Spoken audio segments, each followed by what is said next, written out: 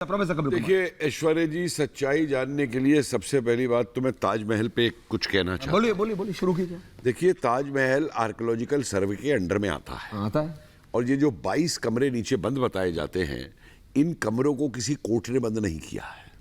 ये कमरे लेकिन कोर्ट ने बोल दिया। मेरी बात सुनिए। कोर्ट ने भी बोला खोलने की जरूरत नहीं है। ये कमरे आर्कियोलॉजिकल सर्वे ने अपनी इच्छा से बंद करके ताला लगाए थे। ठीक है। आर्कियोलॉजिकल सर्वे का ये क्यों नहीं करता? क्योंकि ताजमहल को वर्ल्ड हेरिटेज साइट डिक्लेयर किया गया। बिल्कुल किया गया। और वर्ल्ड हेरिटेज साइट को डिक्लेयर करते हुए उसके एक एक इंच का हिसाब जो है यूनेस्को में देना होता है। कि किस जगह पे, उस भूमि पे क्या है।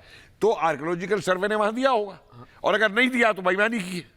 तो आर्कियोलॉजिकल सर्वे इस झगड़े को क्यों नहीं निपटाता कि अपने आप उन कमरों को खोल के कहे कि भाई ये कमरे हैं, आके देख लो। तो वो तो सरकारी ऑर्गेनाइजेशन है। मैं इसलिए तो कह रहा हूं, अगर वो नहीं करना चाहते तो क्या करें? तो देखिए, लेकिन बात ये है, सवाल ये है कि इसलिए नहीं करना चाहते, इसलिए नहीं करना चाहते कि जो नीति कांग्रेस गवर्नमेंट ने 47 के बाद में अपनाई। जी, आपको मालूम होगा कि सोमनाथ का मंदिर जब बनाया गया था तो किसी मस्जिद को तोड़ के नहीं बनाया गया था।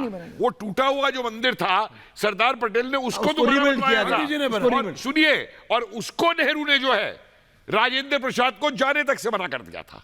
उसके लिए चंदा तक इकट्ठा करने से मना कर दिया था, और ये तक भुगतनी पड़ी थी कि राजेंद्र प्रसाद की जब डेथ हो गई है तो उस तक में मिनिस्टर्स को फिर कहा कि नहीं जाए।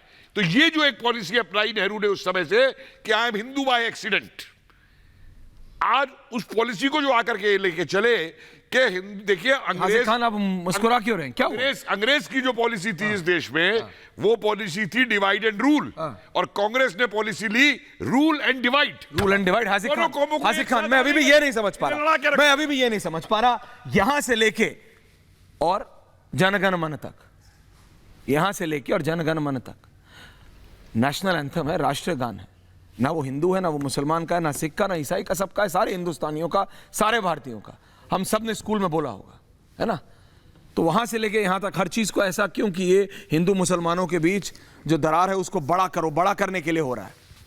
सच से दरार पटेगी या फिर और बड़ी होगी? आपने अभी जो कहा उस पर मैं अपनी बात इस शेर से शुरू करूंगा कि सच को सच तो कहने वाले मिल जाते हैं लोग बहुत, और सच्चाई का साथ निभाना सबके बस की बात नहीं। मैं ये कह रहा हूँ कि जब ये आज़ाद हुआ हमारा मुल्क, और इस मुल्क की आज़ादी के बाद जगत गुरु आ रहा हूँ, इस देश के 300 विद्वानों ने जो हमारा देश का संविधान बनाया, और उस संविधान कमेटी के अध्यक्ष बाबा साहब अम्बेडकर थे। जी थे, बिल्कुल। उसमें सब इंग्लैंड से पढ़े हुए लोग थे। नहीं, ऐसे नहीं थे कि सड़क तो इंग्लैंड में कोई पढ़े हुए, अरे तो इंग्लैंड में कोई वो थोड़ी रखे, कोई सुरखाब के पर थोड़ी थे, यहीं से लेके गए सब बैरिस्टर थे। वहां से पढ़े। जब उस जमाने में यूनिवर्सिटियां यहाँ नहीं थी। मैं समझ रहा हूँ। मामा ने ICS करा तो इंग्लैंड से करा, तो बहुत बड़ा काम, बहुत अच्छी बात है। नहीं था, बहुत अच्छी बात। लेकिन हम ये कहना चाहते हैं कि सुप्रीम कोर्ट के फैसले को और पार्लियामेंट के बनाए हुए कानून को ओवर रूल नहीं करना चाहिए। ये सबसे पहले सोचना चाहिए। कौन कर रहा है ओवर रूल? ओवर रूल कर रहे हैं जगत गुरु कर रहे हैं। जगत गुरु को डाल दीजिए। पार्लियामेंट में पास हुआ जगत गुरु, तो अटल बिहारी वाजपेयी जी, अडवाणी जी ने भी उस एक्ट ऑफ 1991 वर्शिप पर दस्तखत किए। मैं बता रहा हूँ, अटल बिहारी वाजपेयी और अडवाणी जी के भी दस्तखत हैं एक्ट ऑफ 1991 वर्शिप एक्ट। तो किसने